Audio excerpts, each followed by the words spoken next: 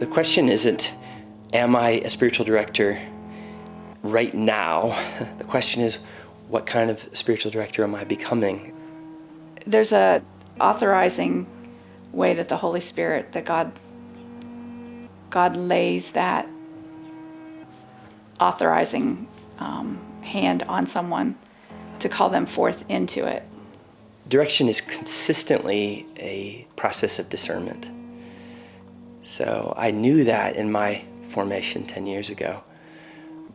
But even just yesterday, I was reflecting on the way that I am loving and delighting in the practice and the discipline of spiritual direction is in a way that I couldn't have understood or conceived when I first started.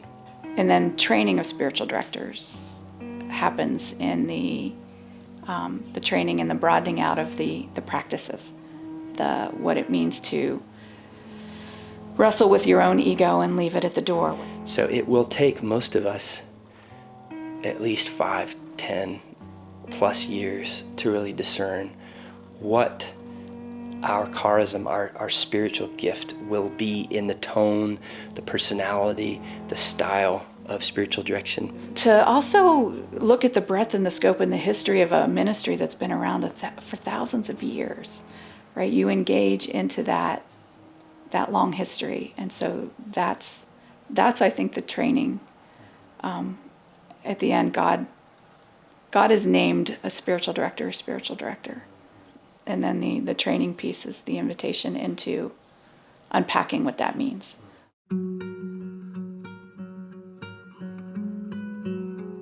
We are using a fellowship model. We're still working the vocabulary out for this, but we have this idea that we don't want to have 1-year cohort and then 2nd-year cohort separate. So the idea is we're just going to be a community of prayer, of worship, a community that is embracing our suffering.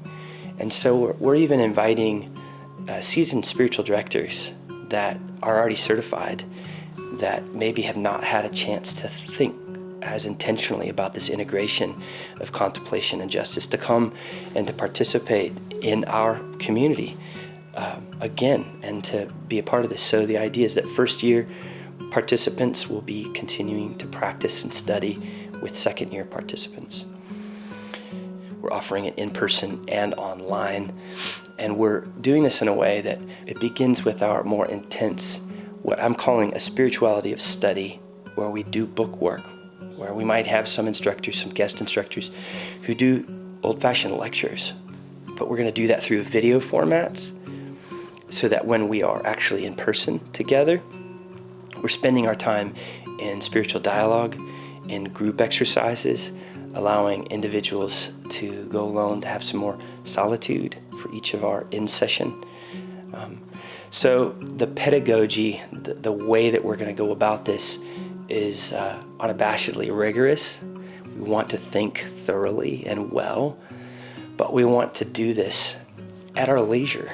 The whole original idea of school was the gymnasium, when we think about what a school is, was a playful, a place of leisure. And the interesting thing is that if you're going to become a proficient athlete or a musician, or you could think about business leaders, they play at their work, but they do that in intensive ways.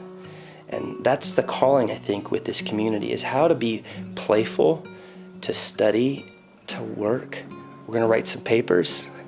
We're going to think on paper. And for those that haven't written a paper in a couple decades, there's all kinds of grace to rediscover, how does my mind connect deeply with my emotional makeup for the sake of my whole self surrender to God.